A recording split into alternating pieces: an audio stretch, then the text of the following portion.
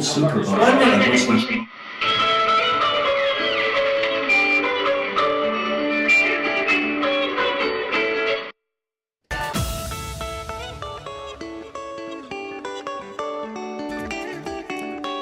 Welcome to Interviews, the show about everyday people with extraordinary stories. I'm your host, Abigail Mankey. We are on the web at innerviewslive.com and on Facebook at facebook.com/interviewslive. My guests today are Webb and Hart Viges. Both men enlisted in the military in 2001 and both left in 2004 because they no longer believed in what they were doing. But they went about it differently. Carl deserted the Army National Guard. Hart became a conscientious objector. We'll find out why they joined the Army, why they changed their minds, and what happened from there. Carl, Hart, welcome to Interviews. Thank you for having us. Carl, you joined the Army National Guard in August 2001, but you had actually joined much earlier. Why did you join in the first place? Basically, economic reasons. I first joined in 1982. How old were you? I was 17. I had dropped out of high school, and I needed a job, and there was the military. At the time, were there any other considerations in the sense of, were you interested to fight for your country? Was there any of that, or were you just not even thinking you'd ever go to war? There was no interest in fighting. I have often tell most people when they ask me this question that most people I know in the military are there purely solely for economic reasons. If they could get a good job or go to college, that's what they would be doing. But most people don't want to go fight and kill. They're just there because they need a job. It's a paycheck. Why did you rejoin or join the Army National Guard in 2001? I needed some money. I was broke and about to lose my home, be evicted, and I figured we've invaded everybody we possibly could invade. It's peaceful. It was that month, and I was joining a medical unit as a licensed vocational nurse. Unit was right here in Austin. In fact, in East Austin. So September 11th happened the very next month. What did you think at that time? I was just going crazy. I didn't even have my uniforms yet. I had barely been in the Texas Army National Guard 3 weeks. I had only been to one drill. So it was just really bad timing for me. I just crossed my fingers and hoped nothing would happen. And then 2003, the Iraq War started. How did you think you'd have to serve? Well, I knew there was that possibility. At that point in time, I was an old soldier. I had already served 2 tours overseas, one in Germany during the Cold War, my first one in Korea. So I knew that was a possibility. All I could do was just, like I say, cross my fingers and hope I didn't get deployed. You did almost make it to the end of your term, 3 years, right? The month before you're supposed to get out, you get called to active duty to go to Iraq. That was the stop-loss policy in action, right? Correct. How did you feel when you found out? It was denial at first. I figured maybe there's some other guy in the military with my same name, my same exact social security number. I was just in doubt. I said, "This can't be me. It's this. They must have made a mistake." And then when the realization came that no, this is it, I actually just cried. I cried for a long time. You had served a couple tours, as you said. Why, when you got called to go to Iraq, did you decide to desert the Army?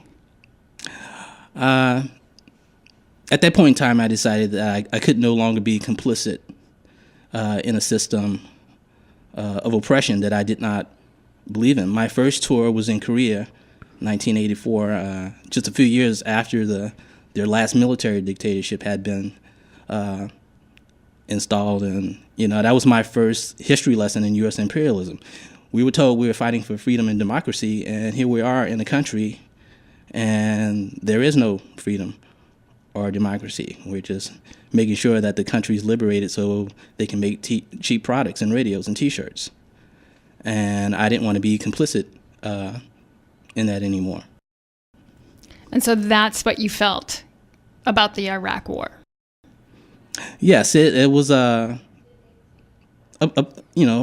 guess, over the years, my political consciousness had developed to the point that I was no longer that broke, uneducated 16-year-old high school dropout.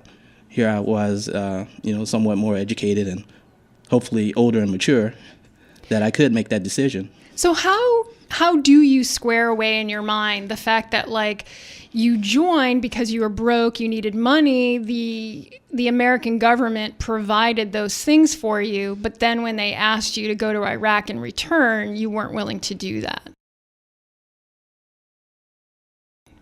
Every government offers that to their soldiers. I'm sure in some way or how the Iranian government, the Iraqi... No, but like I'm probably not a good example, but let's just say, like, let's say that I didn't believe in what the government was doing.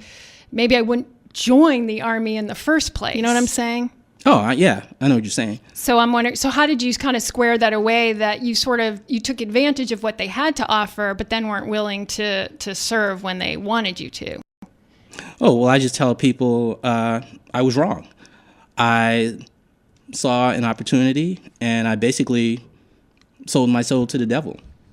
And that is exactly what I do when I go and speak, in colleges and churches. I tell people, I joined for the wrong reason. I've learned from my lesson, and I don't want that to happen to any other young person. Okay, that's really interesting. Hart, I want to learn some about your story. You actually joined the Army because of September 11th. Why is that? Well, I always felt patriotic duty growing up, and told myself that if America was ever attacked or invaded, I would definitely join the armed forces and fight the enemy. So when 9/11 happened, that followed my mode of thought. So the next day I was in the recruiting office and asked to be airborne infantry. It's really the exact opposite of Carl. Like, you really did do it for the right reasons in your mind. In my mind, I felt I was doing the right thing, and follow through, and be careful what you ask for, because you just might get it.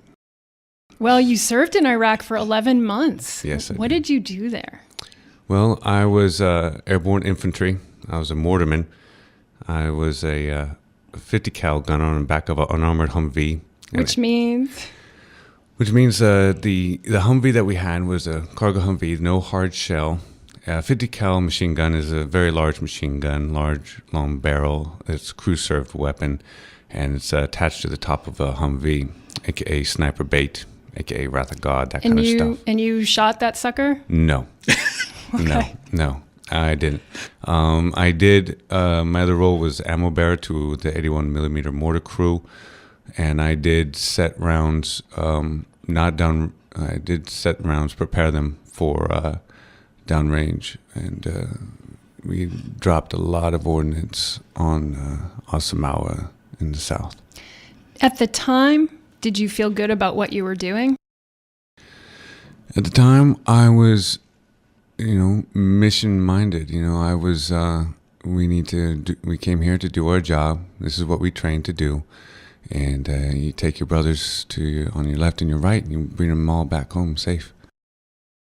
Hart, I know that nobody comes home from Iraq unscathed. Mm-hmm. How did it affect you? Well,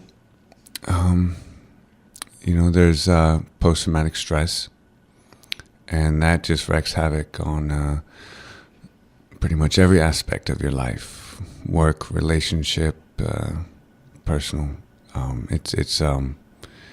It's pretty. It's hard to get through. It's hard to get through. I am a suicide survivor. Meaning you tried to commit suicide? I attempted suicide. You did? I look at the numbers and the rates of all these numbers of suicides that are rising and rising, and There was on the cover of Army Times, the latest Army Times, I think it was last year, it's like the Army is killing itself. This made front page on Army Times. Why this is not making front page on the Statesman, I have no idea. Well, I have my ideas, but this is an effect of war. Whenever you go through combat, whenever you dehumanize other people so much, where you end up dehumanizing yourself, the scars run deep, and you may not have been blown up or shot. With that, even if you do escape that, there's also survivor's guilt. How come I wasn't hit? How come those bullets didn't hit me? And Lord knows there were some bullets that were placed slightly above my head. In Osamawa, there was roadside bombs that blew up next to me outside of Baghdad airport. We were mortared pretty regularly there in Baghdad. I lived the last day of my life every single day, and you just can't walk away from that. You just can't, and it's in my dreams. It's something I live with. And finally, 6 years down the pike, I finally got my rating from the VA. I'm rated 70% PTSD. What does that mean? Means Uncle Sam pays me for me to be me. Oh, okay. Hart, what led you to become a conscientious objector? The teachings of Jesus. I always consider myself Christian. And when, I had a little Bible with me over there in Iraq. And I would read from time to time, but what always stuck me up was the Sermon on the Mount, love thy enemy. It's hard for me to justify my Christianity through my job, but when during a 2-week leave period after I came back from Iraq with some friends, I went to go see Passion of the Christ, and I walked at that movie theater, and it was I was at a complete loss of words, complete loss of action. I was like, how can I be a Christian and be in the military at the same time? What exactly did you learn that clearly rocked your world? I mean, if you had already considered yourself a Christian and you had your Bible, what the heck happened? Well, it's when you take a good hard look at your actions, and you see that, all the house raids that we did, we hit the wrong house. When we're taking some young man and the crying mother is at your feet, trying to kiss your feet, pleading for you not to take her sons. When you see the abuses by American soldiers on innocent civilians, and you find that there's choices in life. And I was lucky. I also ran into a very special person in my life, Alejandra Almuelle. She helped me kind of open up my ears to listen, and show me that I need to really pay attention to more than just what is told to me. So it was coupled with Hannah and the Passion of the Christ. When I went back to my unit, I was just trying to mask and cover all these new feelings and thoughts. And well, let me ask you this: you made it through your entire tour. Yes. Before this happened. So, and yet you're saying, I mean, it was things that happened while you were there that in part, you started calling into question what you were doing. How did you make it through that tour? I mean, it's not, it's like, is it something about you just grin and bear it, and then when you're out, that's when you can let go and really be sort of ripe for that moment? I didn't feel that I could speak up. And plus, also, I felt that at the time that if I just didn't allow myself to entertain the thoughts that this was completely wrong. I needed to be there to watch over my guys. I didn't fall asleep on guard. I watched my sector. I was a good paratrooper, and I felt that I had to be entrusted in my brother's safety. What happened? Oh, I had these massive chest pains. My left arm would go numb. I'd be shortness of breath. Whenever somebody said they, want to mess up another Haji, which is a racist term for people living in Iraq, I'd couple over. And I eventually went to the hospital, and they gave me all checked out, and they said, due to stress, the sac around my heart was being inflamed. So they gave me some anti-inflammatory pills and said no PT for 2 weeks, which was great. So I took this note to my platoon sergeant, Sergeant Stone, and gave him the no PT for 2 weeks note. And he's like, why? Well, the doc says I'm stressed. Well, are you? And that's when I broke down. That's when I just started crying. And he reacted very well. It calmed me down, sent me to the chaplain, talked with the chaplain. He asked me, are you a conscientious objector? And I said, that sounds about right. I was like, why don't you think about it for a couple of days? Well, I go and Google it and find a wealth of information that 10 months later, I'm free, honorable discharge from the Army as a conscientious objector. Please stay tuned. We'll be right back.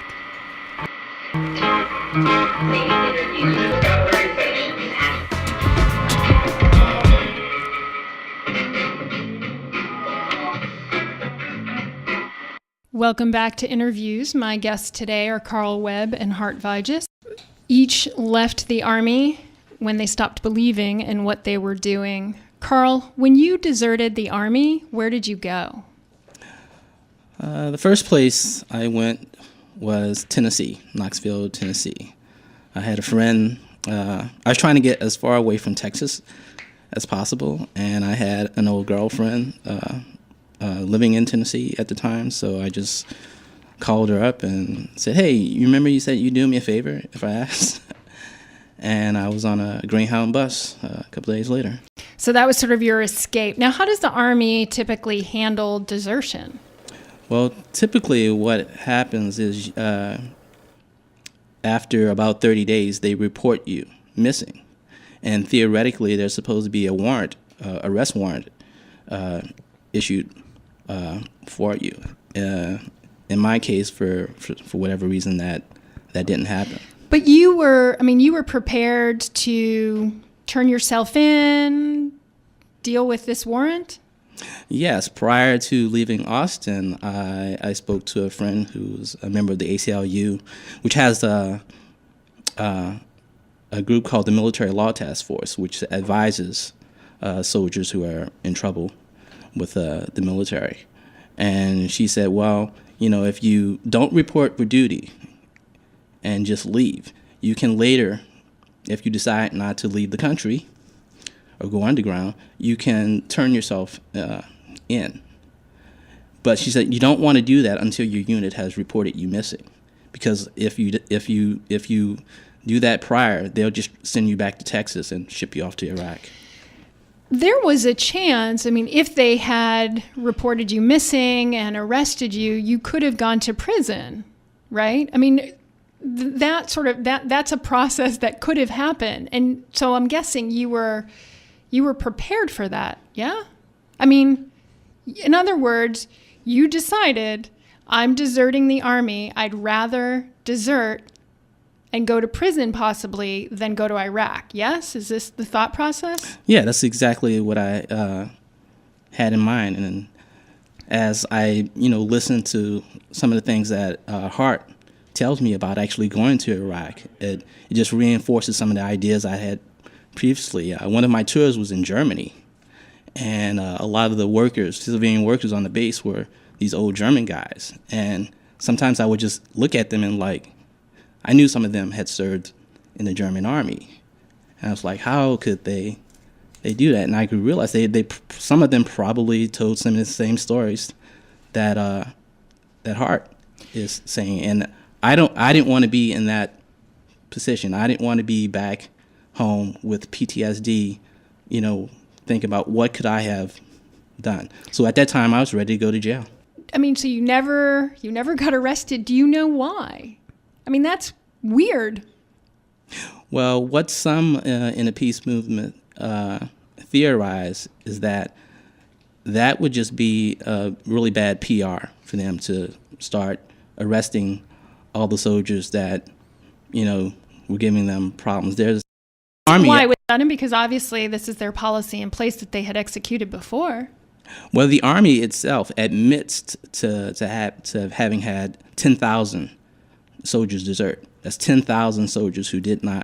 So you think show up. Iraq in particular, there were a lot of deserters? Oh yes, and the estimate's even higher. The estimate is up to like 40,000. I mean, you were prepared to go to prison. It's like really bad news to desert the Army from the Army's perspective. How do you, I don't know, do you thank your lucky stars?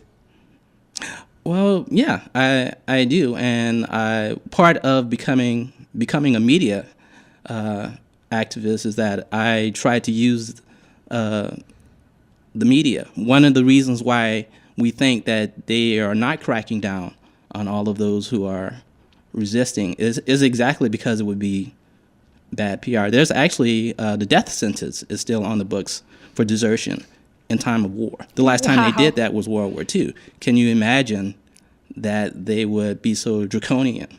I actually went on Amy Goodman's show in New York. Democracy Now? And this was after the hurricane, and said, hey, I'm going back down to Texas to see if I can find my family. I says, I dare them come and arrest me. Let's see how that plays out on TV. And none of that happened either. And none of that happened. I came home. I was in the Austin American-Statesman. I was in the Austin Chronicle, NPR, and they didn't come and get me. When did you decide that you were safe? It's been over 6 years at this point. I think it was up in New York, even prior to the hurricane. We were protesting outside of the federal building in New York, and I was asked to say a little speech. And one of the federal security guards happened to be a Navy reservist. And he comes up to me and he confiscates my military ID and lectures me. But he comes back, and I thought, well, I'm going to jail. And I guess there was still no warrant for my arrest. Hart, let's talk some more about the process of becoming a conscientious objector. What did you have to go through? Well, a lot of paperwork, first of all. 3 interviews. With whom? One with a psychiatrist, one with a chaplain, and one with an investigating officer. These interviews can go good or bad. I've heard horror stories on all of them from many other people who've applied for CO. Why would they go bad? Like they wouldn't believe you? Yeah, well, like if they just do not agree with the whole concept of conscientious objector, they don't agree with somebody trying to vie for that. People think that they'd be cowards, or it's just wrong. So psychiatrists. Did you get grilled? I did not get grilled on my psychiatrist nor my chaplain. They both followed the procedure. My investigating officer, he said he believed that I was sincere, but he had to really prove for sure. And he did a really good job of testing me. But overall, he wrote down that he believed that I was sincere. That must have been a happy day to. Well, it was pretty happy once I got the interviews over with. Then after the interviews, your paperwork goes up through the chain of command all the way up through to the top level of the post, up to the general, and then up to the DA, where you have about a 50-50 chance of it being yay or nay. And maintaining vigilance over your paperwork is a must whenever you're filing for CO, because they like to lose it. And so you make lots of copies. You hide your copies off post, on post. It's been 6 years, Hart, since you became a conscientious objector or got out of the military. Do you still hold the same beliefs? Still? Yes, very much so. I feel that you just can't become conscientious objector to get out of the Army and then you stop. That would be not being sincere. You are a pacifist, yes? Yes. Okay. Now, Carl, you are not a pacifist. Is that correct? No, I'm not a pacifist. So how would you describe what you are? I'm a person that believes in right and wrong. When asked, Carl, because people ask me, why didn't you apply for CO status? I said, because there are wars in which I would have fought in. I certainly would have fought in the Civil War in the Union Army, and I certainly would have fought against the Nazis in Europe. In fact, I would have been in the Spanish Civil War with the Abraham Lincoln Brigade long before that. So I believe that people should defend themselves. I just want to make sure that I'm fighting on the right side and not the wrong side, for the right reason and not the wrong reason. Okay. All right, we're out of time. Thank you both for coming on interviews. Really interesting stories. Thank you very much. Thank you. That was Carl Webb and Hart Viges.